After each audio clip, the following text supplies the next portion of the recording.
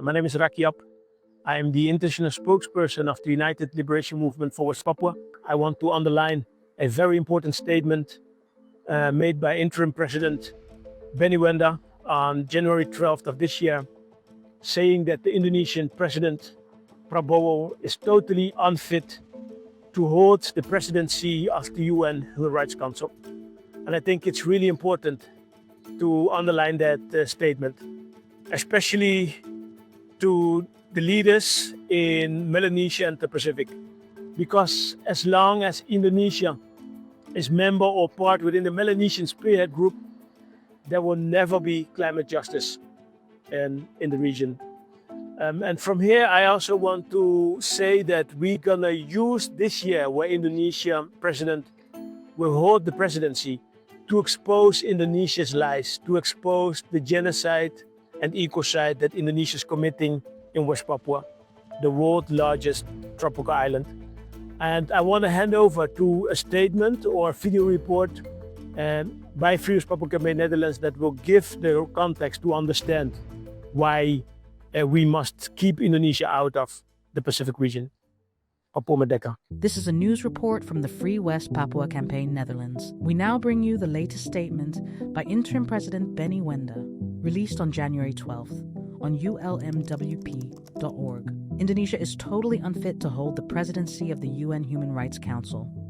How can Indonesia lead on human rights when they are hiding from the world their 60-year occupation of West Papua, with 500,000 men, women, and children dead?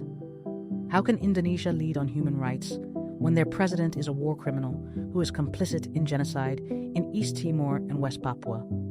Prabowo personally tortured East Timorese men and presided over indiscriminate massacres of indigenous people from Kraras to Mapenduma. He has never apologized or been held accountable for his crimes. Indonesia did not win the presidency due to their human rights record. The position rotates around the world, and Indonesia was the only candidate from the Asia-Pacific region to put themselves forward. Nonetheless, this appointment makes a mockery of the UN and their claim to uphold international law and human rights. Over 105,000 West Papuans are currently displaced due to Indonesian military operations. Indonesia holding the presidency of the HRC in 2026 is akin to apartheid South Africa, leading it in 1980.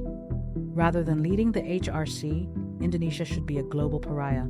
For 7 years, they have refused to admit the UN High Commissioner for Human Rights, ignoring the repeated demand of over 110 countries, including all members of the EU Commission, the United States, the Netherlands, and the UK. In that time, with West Papua close to the world, they have launched countless military operations in Papua, killing thousands and displacing hundreds of thousands of indigenous people.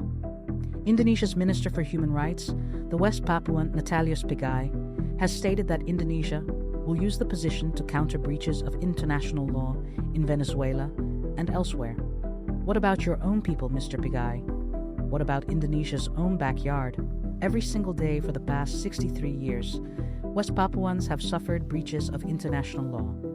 Every time Indonesia launches a new plantation or mine on occupied territory, the human rights of nearly 2 million indigenous Papuans are violated.